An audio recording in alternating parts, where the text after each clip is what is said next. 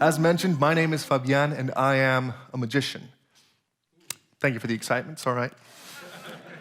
Don't worry, I get the same reaction on the first date as well, so. Why am I even gonna lie? So what do you do for a living? Oh, I'm a magician. What? I found you have to make it sound interesting. So what do you do for a living? Oh, I'm a wizard. So that's my life in a nutshell. I remember the exact moment that I said, wow, this is really ironic, a magician talking about honesty at TED. I know, yeah. Just go with the flow, people, that's how we'll do it. I didn't always want to be a magician, though. I actually wanted to be an actor. And that's because when I was 3 years old, I saw Batman Forever. I saw Val Kilmer as Batman kiss Nicole Kidman. And when I saw that, I knew, that's what I want to do. You see, it was pretty simple in my head. If I got to be an actor, I'd get to be Batman. And if I got to be Batman, I'd get to kiss Nicole Kidman. 20-some years later, and I still haven't kissed Nicole Kidman. It's kind of a work in progress. But I know you may be wondering what me wanting to be an actor has to do with me wanting to be a magician. Well, it has everything to do with me wanting to be a magician. You see, I remember the exact moment that I wanted to be an actor, but I don't remember the moment that I wanted to be a magician. It just kind of snuck up on me. And I think the same thing can be said about everyone else that's here in this room or watching at home. What we love finds us, not the other way around. In my case, it just happens to be magic. But what does that mean? What is magic? Well, magicians have a very unique problem in the sense that we don't have a definition for what magic is. And that's because we haven't taken the time to define it for ourselves.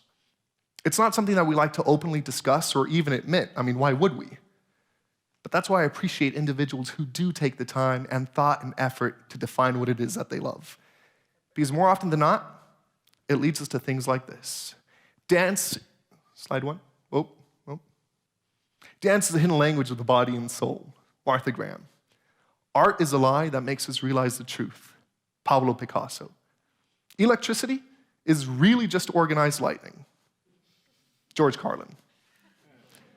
Magic, as defined by Teller from Penn and Teller, he's a small, quiet one, is the difference between what we see and what we know.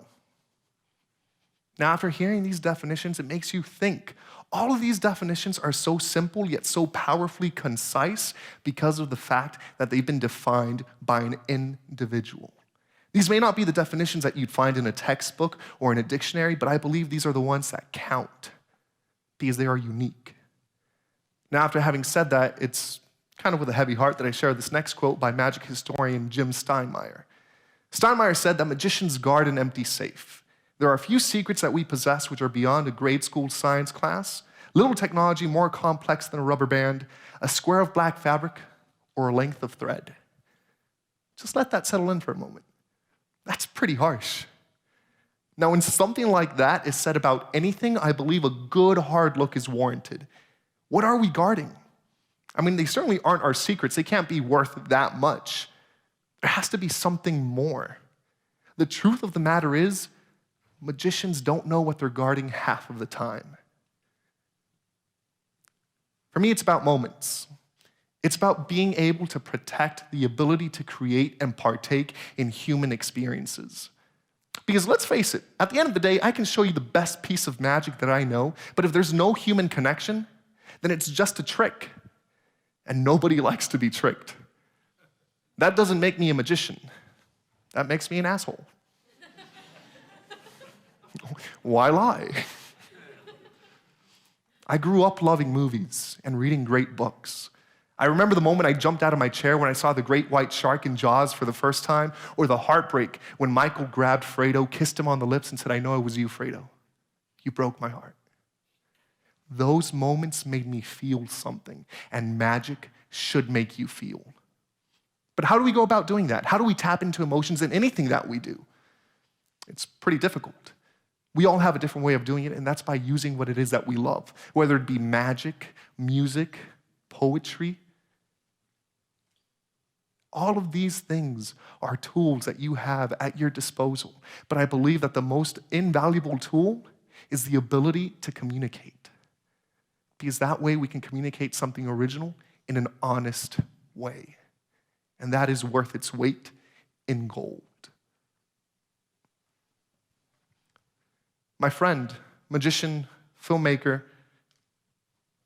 and a bit of a badass, Alan Hagen, said that we're terrible at being honest in all facets of magic.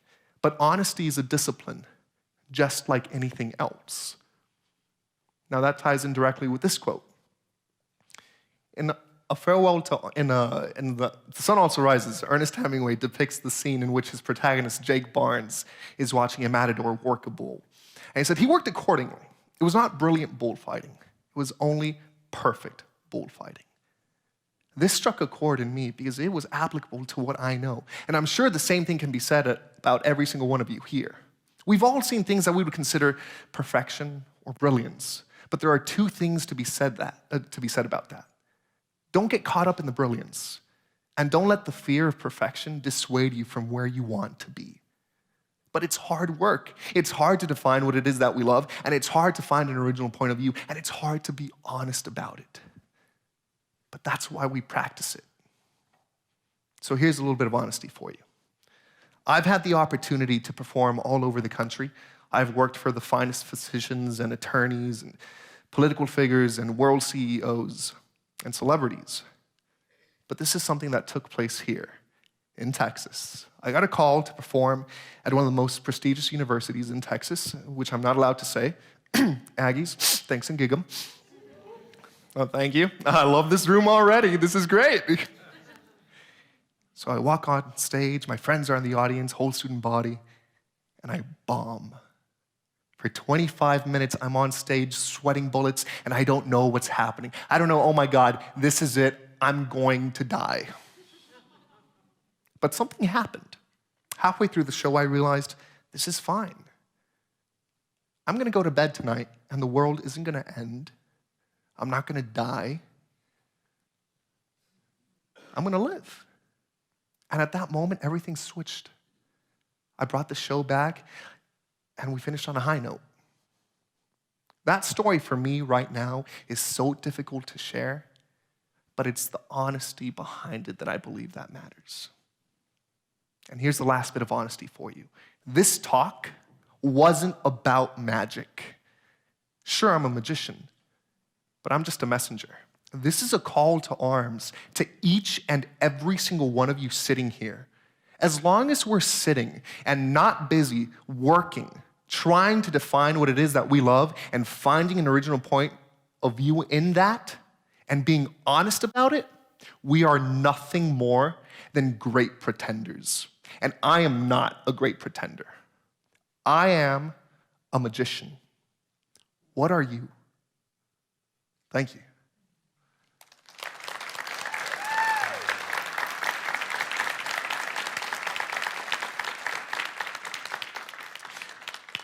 I say that because now the bar has been set, and now I think I should leave you with a bit of a moment. And since this is TED, I spared no expense. It uses a wine glass and a brand new deck of cards. Yeah, we're going big time here. The important thing to realize is that when you get a deck of cards from the playing card company, they all come in this new deck order, which essentially is all the suits separated in numerical value, from ace all the way to king. Sometimes you get things in there like court cards, advertisement cards, basically just trash.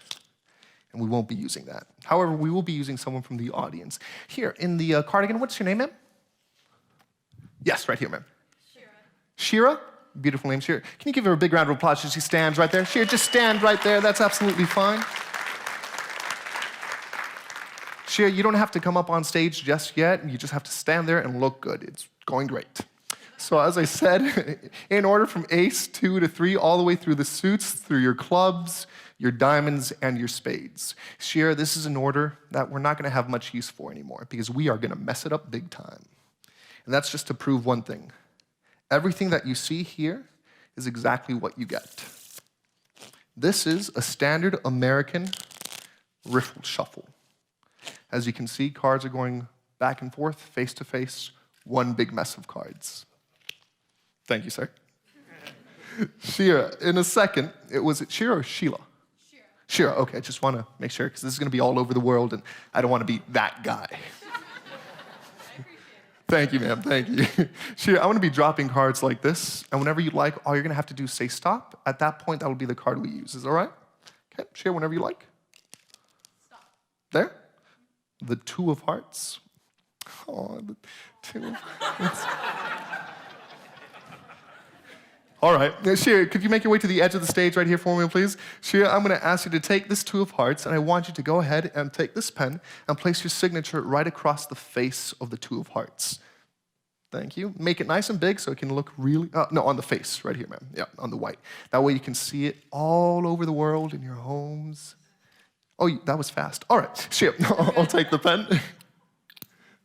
Shira, it's important that you could have had any one of these cards, but it stopped on the Two of Hearts. Fate? Coincidence? I don't know. Could be just a trick. You're going to go with fate? Rock on, girlfriend. There we go. Give Shira a big round of applause as she makes her way back to the stage.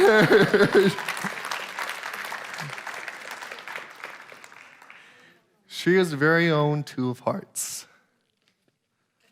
Lost in one big mess. Now, in order to isolate the idea of any sleight of hand, I'll isolate the deck in a wine goblet. Besides, it classes up the act just a little bit.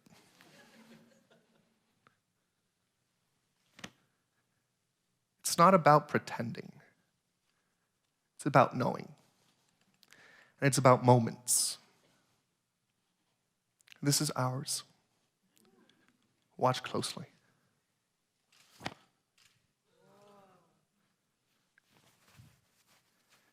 Now, it may not look like much,